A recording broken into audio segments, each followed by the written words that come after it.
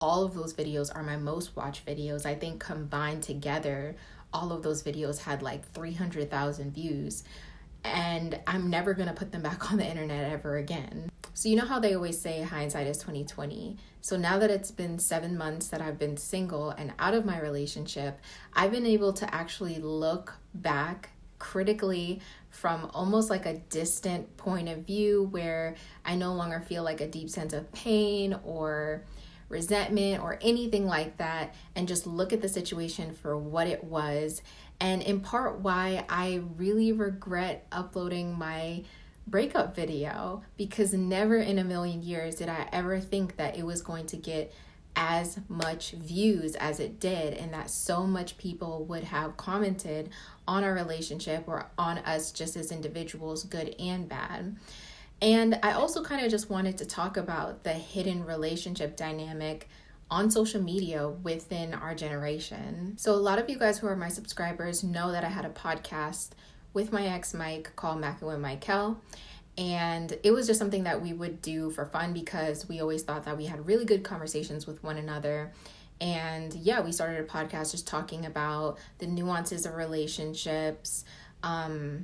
We talked about our faith. We talked about both of our cultures because both of us had been pretty familiar with each other's cultures really well. Like I had lived in Korea and Mike had gone to Haiti several times to be there and was very familiar with Haitian people. And so we really connected over that. And that's basically how we started our relationship. And that was the point of the podcast. Now, when I uploaded the breakup video, I pretty much uploaded it on my channel and not on the podcast channel. And on the podcast channel at the time, we only had about 4,000 subscribers. So I genuinely, and on my own channel, I think I maybe had 5,000 subscribers. So I genuinely didn't think more than 2,000 people would see that video. And it turns out it just went from 10,000 to 20,000 to 30,000 to 40,000 to 50,000 to 60,000. And then I took the video down because I was becoming really overwhelmed by the amount of commentary on my relationship. And probably I will say the number one reason why I regret uploading that video, or not necessarily that I regret uploading it so much, but especially when I did upload it, it was like only maybe 3 or 4 weeks after we had actually broken up in private that we uploaded that video. And so some people had assumptions about Mike's body language, the way he would look at me, the fact that he didn't look sad, X, Y, and Z. But we did post that video later after we had had the hard conversations off camera and different things like that. And so that's why I think like maybe to some people we looked a little unbothered and it looked kind of just like strange. But honestly, like we weren't going to go on camera with all the emotions and be super sad or anything like that, because we had discussed it, agreed it. We felt like it was a good decision for both of us in the end. So there was no need. I could see why we just had like a very nonchalant attitude on camera, but both of us were deeply sad because we loved each other. So like I said, now that it's been a couple of months and I'm able to really, ingest what a lot of the comments said, because I don't look at the comments as a bad thing, because it's just people making commentary from what they see from a distance, right? Some of it is accurate and some of it was wrong, but it was what it was and I just took it for what it was. Now, in the beginning when I uploaded the video, it got like maybe just like a couple of comments from people who were avid watchers of our podcast. And so they were just expressing, oh, we're disappointed. Good luck in life, guys. Peace out, whatever, right? And that's all I ever thought it was going to be. But then once it started gaining a lot of traction, there were tons of people that weren't familiar with the podcast, weren't familiar with our dynamic, weren't familiar with anything. And this is just their introduction to us, which is us breaking up. So anything we show them in that video or in that moment, whether it was our body language, the way that we were talking to each other, the explanation that we gave of why we broke up, to them, that's what they basically made their judgments off of. So in a previously now deleted video that I also made about colorism and texturism, somehow somebody ended up putting that on some like gossip blog post. It generated a bunch of talk there. And then it turned into people talking about my relationship really negatively. And I realized that it was taking a very negative mental toll on myself. The only reason why I actually uploaded that video was because I did feel like, towards the end of our podcast, and I said, okay, we're breaking up, but we had already talked about, okay, what's the possibility of us breaking up? We're not going to have the podcast anymore. But we were both kind of okay with that. We're like, okay, that happens. People break up, but it doesn't mean like we should now not do something that we like to do and talk about topics that we like to talk about just because of the potential of us breaking up one day. So we decided to close the podcast. And so that's why I ended up putting the video up on my channel. Now, during that time, another one of my videos where I was talking about colorism, texturism, blah, blah, blah, some words got taken out of context. It ended up on this gossipy site, which led a bunch of like angry delusion people to my comments. And then they started commenting a bunch of negative stuff about my relationship, about how Mike doesn't actually love me. He doesn't like me.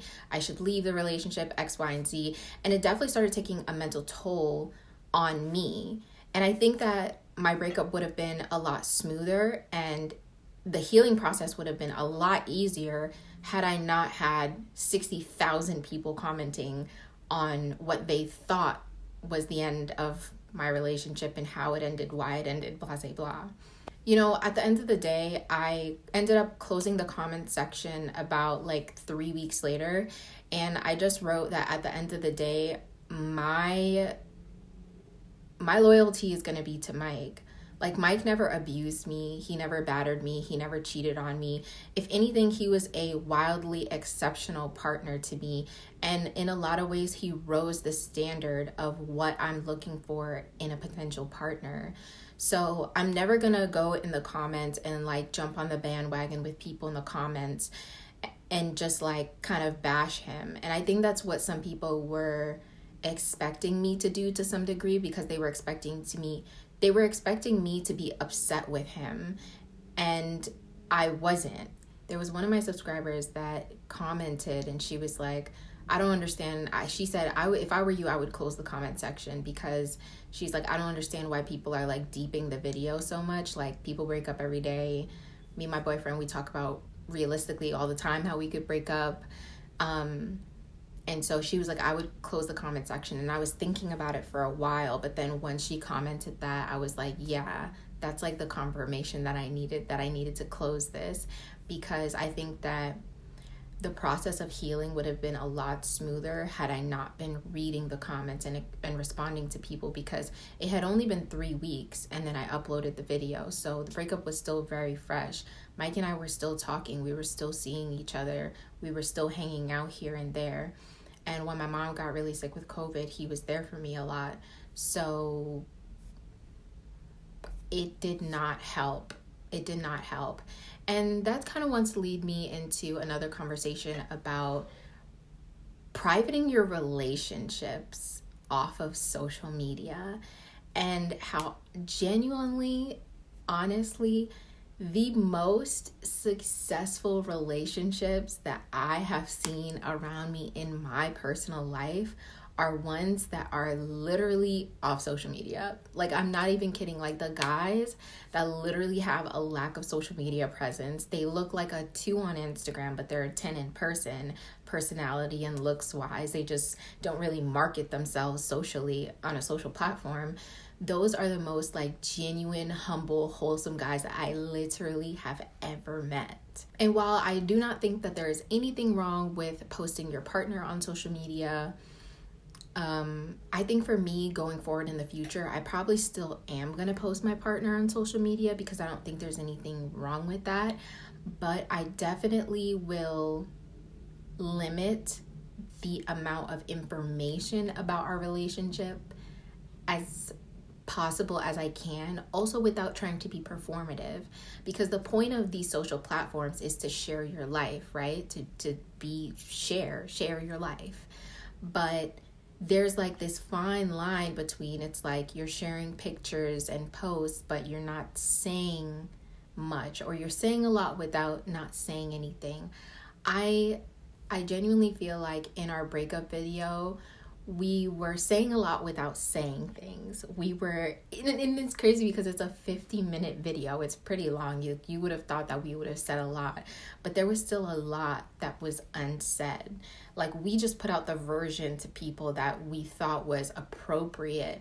But when I look back on it, I could see how there's so many holes. There's a bit of confusion. And I could see why also Mike looks really bad. He looked so bad. And that's why so many people in the comments were like, you need to leave him right now. But there were so many areas of like, you know, emotional immaturity that I brought to my relationship that we never really discussed. And looking back in hindsight, I could see how it played a part in the reason why we're not together. Not to make him seem like an angel or anything, but I definitely took part in the reason why my relationship did not work. You know, one of the best advice that my mom had said to me and my mom was actually like super upset that him and I broke up, but a really good piece of advice that she gave to us, she's like, relationships are already going to be hard, you know, and the point is, can you organize a life with that person through different jobs, through maybe your parents are sick, through maybe your children are sick, to maybe you need to be a caretaker or you need a caretaker. Through all of the ebbs and flows of a relationship, can you organize a life with that person? And in the end, him and I just couldn't organize a life together. You see those girls on Instagram who it's obvious that they're in a relationship, but they don't really share much. He's like this mystery guy. She never tags him. I truly believe, I don't care what anybody says, those are the happiest women. Those are the happiest women. And I don't mean hiding him as in like you're hiding him, like you have something to hide or something secretive about your relationship, but you're just sharing a super happy part of yourself without needing to go into details. It creates no assumptions.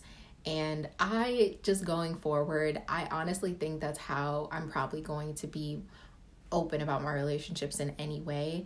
I don't see myself ever again starting a podcast with any of my partners, not because it might not be a good idea or because we don't have anything to talk about, but just because, yeah, like I remember when Glenn and Yvette stopped their podcast, their How Married Are You podcast, and I was so freaking disappointed because I got so much good wisdom from that podcast. They were funny. They talked about the real ebbs and flows of marriage, and they were just like funny, just talking about their own personal lives too, nothing too serious. And I just felt like there were people that DM'd me that were so disappointed that we had stopped. And I was like, oh, dang. I do feel like at least y'all do deserve like a reason why we had stopped the podcast. But then again, at the same time, right, I was like, we had 3,000 followers, 3,000 subscribers. Like, I honestly only thought like a couple hundred people were gonna see it, but then it was just like getting completely out of hand. And I was like, oh no, I don't like this. So, you know, even though I'm the one that initiated the breakup, I'm definitely the one that took it the hardest, especially because I was the one that was engaging with the comments, and I thought I was so good at that time. And that's the crazy thing is I remember when I had gone through my breakup, like I was like, I'm okay. Like, I'm genuinely okay. Like, dang, this is a sad chapter of my life closing, but I'm fine. But it was as the months went on that I became super sad. Super sad. And I was like, what the heck?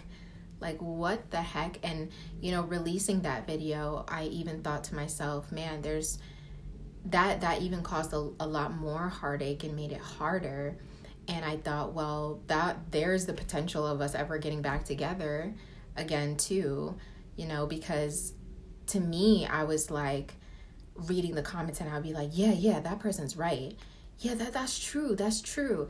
And while I think that there is a space for taking an outsider's opinion because you're in it and you can't see, you probably just can't see what they can see, there's also a balance of reality because you're in so much pain. you're probably going to believe and receive anything that anybody says about your relationship. Like, I remember one girl in the comments was like, maybe he has a girl in Korea, like maybe he has a girl there. And in my head initially, I was like, he doesn't have any girl there. But then as the week started going on, I was like, yo, like, what if he really has a girl there? Like, yo. And I started to create these narratives and stories in my head that were literally not true. But overall, like I said, I think my biggest takeaway from that situation was like, you really need to have a balance.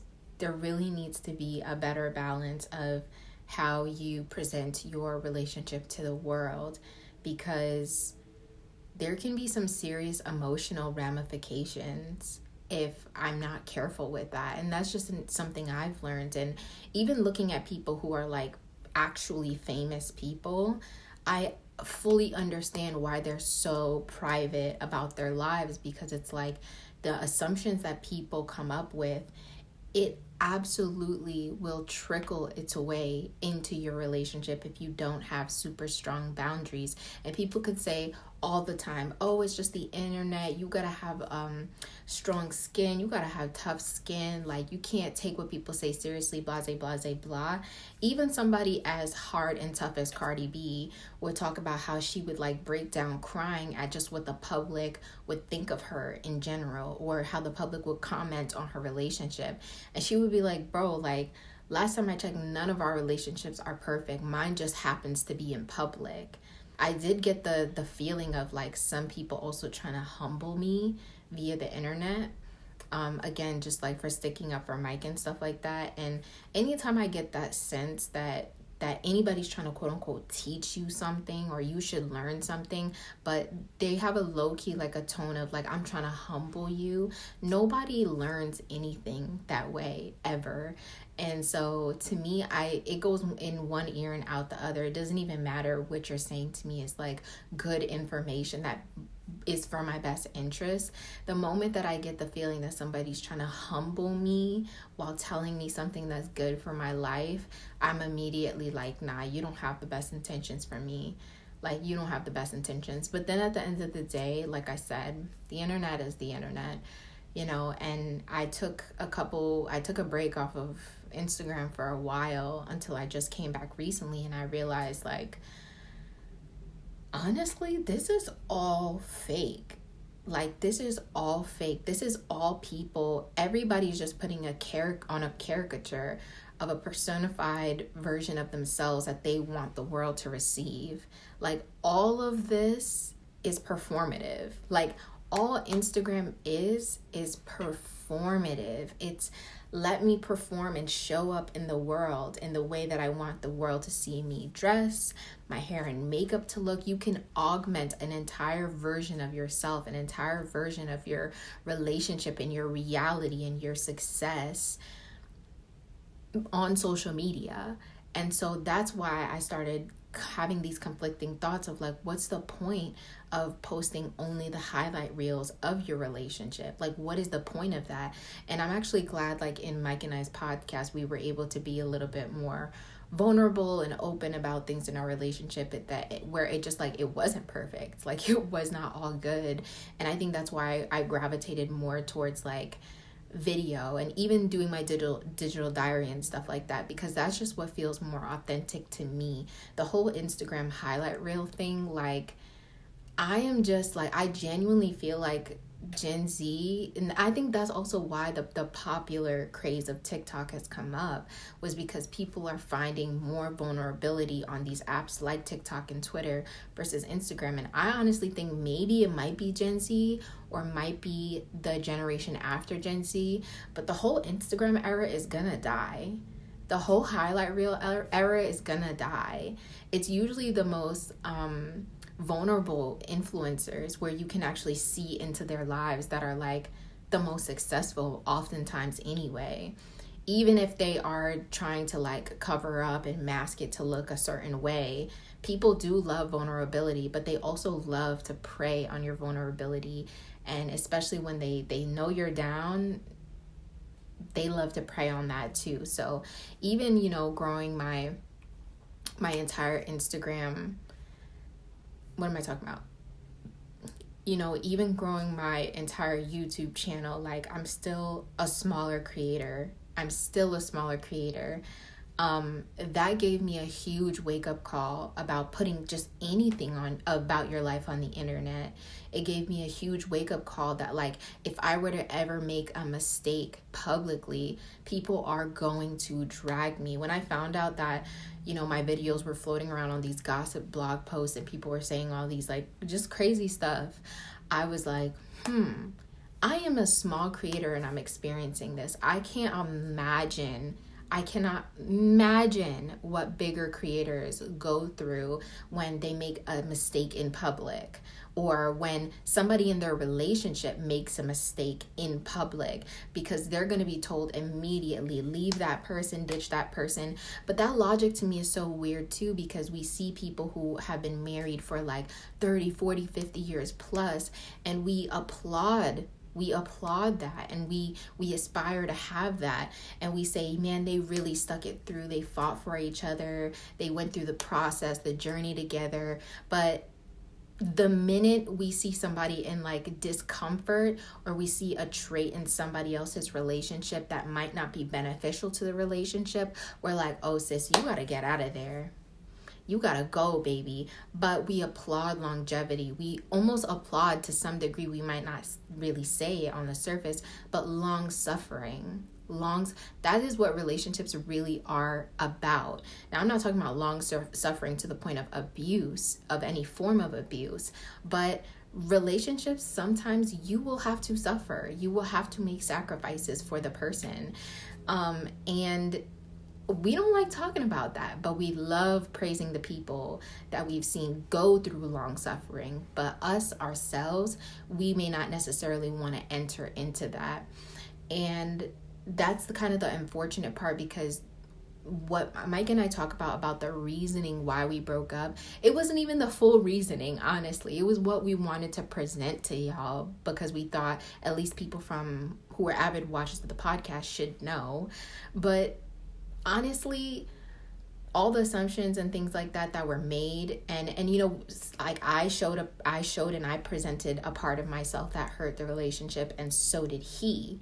And people who don't know us were able to see that and pick that out. But sometimes I still think to myself today, like, about that long suffering and about that longevity, and how I feel like I'm a part of a generation of people that don't know how to do that. Like, the minute your friend does something that pisses you off, it's like, kick her to the curb. And then you see a bunch of 30, 40-year-olds that are really lonely in life. They have no friends. And because they broke off meaningful relationships and friendships over something so fickle, like an argument. And so I've been thinking about that a lot, not as a means that, I should have stayed with Mike. Like, I made a good decision leaving that relationship. I did make a good decision leaving that relationship. But I do think about, man, is there really going to be somebody that I can coordinate a life with? And through all the stuff of that through all the hardships that life is just going to bring in general, can I go through the process of long suffering with that person? And so definitely going through that process, you'd never want to do it in public, because people are going to say, his baggage is too much, throw him away. Her baggage is too much, throw her away. And it can get in your head like, this person is those things. And even if it's helping you be able to see it, it's still, to me, like, the goal at the end is to go through the journey. It's not to make it to the end. Like, we were married for 50, 40 years. That's not the end goal. The end goal is to have fun during the process, to enjoy that person and experience that person through the process, not dying together. That's not the goal. And so I know I'm rambling a little bit on, but you know, I learned a lot through that experience, and that's why I took down a lot of my social commentary videos, because they were just causing a lot of controversy and there was a lot of fighting in the comments. And, you know, I feel like my digital diary series is something that's more authentic to me. And while I'm still going to talk about relationships and, you know, show myself like going on dates and the process of like me healing through my digital diary, there's definitely going to be a boundary that I have that I've learned from just sharing your life on the internet, period. There has to be a boundary. But then everybody's boundary is different though. Like, I know my mental health. I know that I'm more sensitive than the average person, but I want to be careful that I'm not performing or putting on a caricature that's not true to myself just because I want to avoid internet backlash too. So finding that balance and finding that boundary is really, really hard, but I feel like just for my mental health as a online creator, that's what I have to do. That's what I have to do. So those videos will probably never, ever get put in back up. And it's funny because all of those videos are my most watched videos. I think combined together, all of those videos had like 300,000 views. And I'm never going to put them back on the internet ever again. And I was like, it's not, like, people were like, oh my God, that's like YouTube suicide. Like, you were growing a lot. Like, you could have been like a medium-sized creator by now. If you kept those up, they were doing numbers. They were doing so well.